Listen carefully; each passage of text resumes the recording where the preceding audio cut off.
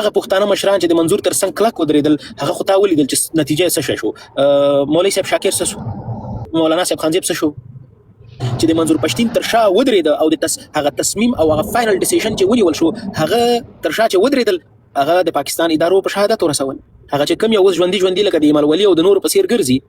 دو کیسه ختمه کړله. دو ویل چې بیخي د منظور پښتین سره اړیکې پرې کړلې. اوس برعکس نه، یو پښتون مسلمان تا د خپل ناموس قسم اخلي او بیا ورسته له خپل قسم اوړي، ستا په اند او ستا په نظر باندې بیا نور د په پښتو د په اسلام کې بیا شک ونیسي چې منظور پښتین دغه خبره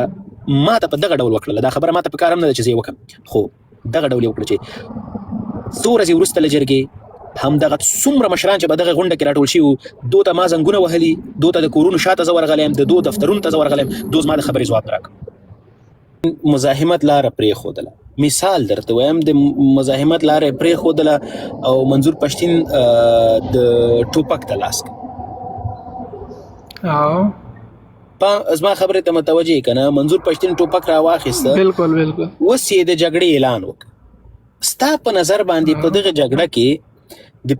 د پښتنو په ازادي کې پښتانه ډېر وژل کېږي که پنجابیان ډېر وژل کېږي؟ پښتانه ډېر وژل کېږي. آفرین. او کوم ډول پښتانه به وژل کېږي؟ هغه ډول به وژل کېږي چې کوم ټوپک راواخلي. آفرین. دا خو چې ته دغه چې ټوپک رااخلي او جګړه کوي دا خو دو ته زه د شهیدانو خطاب کوم، دا خو ټول شهیدان دي. او چې په مقابل کې هغه بله ډله وژل کېږي هغه هم پښتانه دي. هم پښتانه. آفرین. د دغې خبرې په خاطر باندې ځکه منظور پښتین د مزاحمت لاره نه ده خپله کړې. زه درته وایم چې منظور پښتین حالاتو مزاحمت ته مجبور کړی. په دا اوس حالت کې خو منظور پښتین بل اپشن نه لري، بل هیڅ کوم اپشن ورسره وجود نه لري چې دی راپاڅېږي هغه لاره دې خپله کړي. خو هغه کومه لاره چې خپله کړې ده په هغه لاره کې د پښتنو ورسره درېدل ډېر لازمه. لکه ستا په نظر نومان جانه ته د افریدو یې که نه، ستا په وطن کې د شاهد افریدي په څېر څومره انسانان ژوند کوي چې د پاکستان ګټو ته ژمن دي، پاکستان ته ژمن دي، د پاکستان ګټو ته ژمن دي، د پاکستان خاورې ته ژمن دي. فکر وکړه که دا اوس منظور پښتین جګړه اعلان کړله ته فکر نه کوې چې د شاهد افریدي په څېر په لکونه پښتانه به د منظور پښتین په مقابل کې ودرېږي.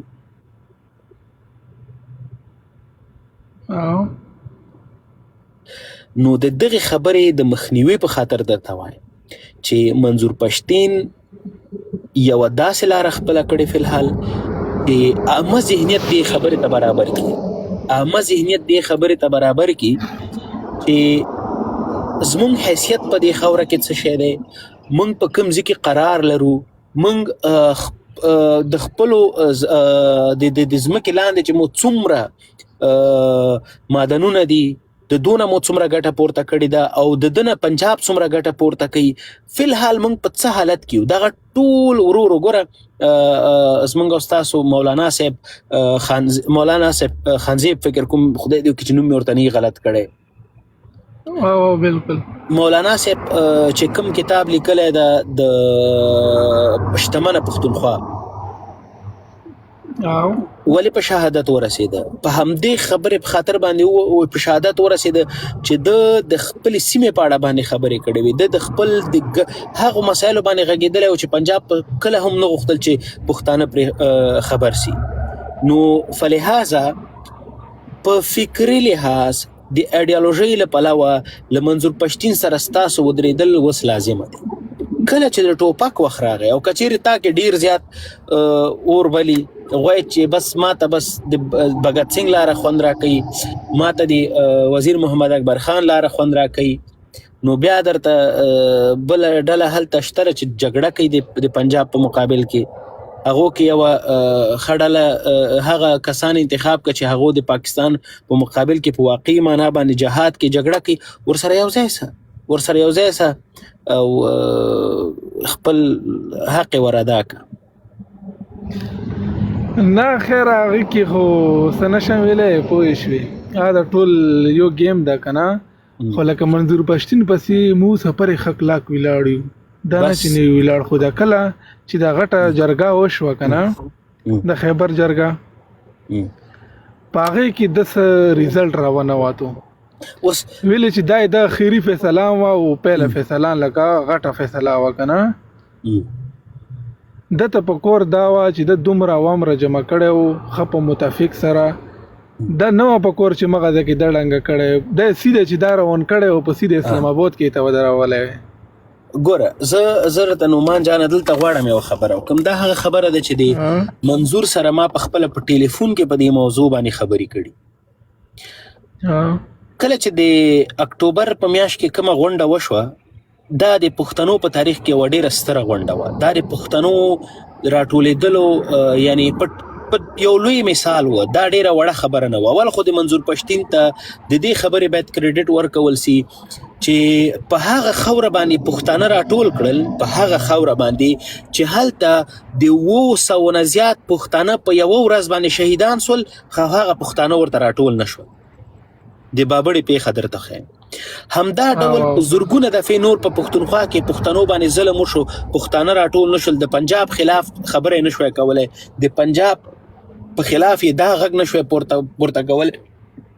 یہ جو دہشت گردی ہے اس کے پیچھے وردی ہے دا خبره په ژوند کې هم دوی نه شوی کولای خو په اکتوبر میاشت کې منظور پښتین په شپږو نه د 8 کالو په منځ کې دغه کار وشوی کولای چې پښتانه په یو ځای کې راټول کړي وس ولې د دغه جرګې وروسته مونږ داسې احساس کوو چې نتیجه مثبته نه وه ناکامه به ورته نه وي ولې دغه د ناکامه خبره هغه وخت کېدلی سوی چې مونږ د پښتنو یو تصمیم لیدلی وی او بیا په نتیجه کې څه شوی هېڅ هم نه وی شوی خو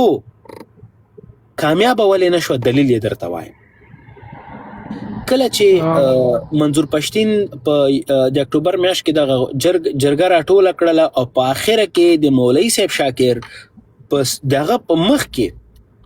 د پښتنو د احزابو د ګوندونو مشرانو لکه ایمل ولی او دغه نورو دو ناموسي قسم واخیسته ناموسي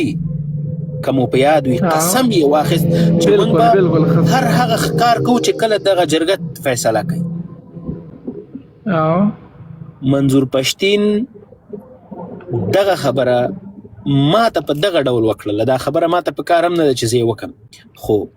دغه ډول یې وکړه چې څو ورځې وروسته له جرګې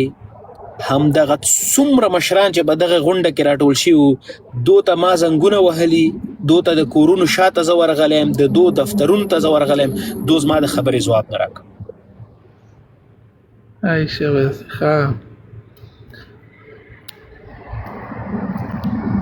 نو خو دته په کور وه که نه چې ده بنې داسې پیله نورم تیر شوي دي د داسې بروسه څنګه کوله چې د ډایرکټ دومره بروسه وکړی هغه په خولې باندې دته هدف په کور و لکه څنګه مو ته وویلو که نه چې مخ ټیم د یو پرېکړه کړی وی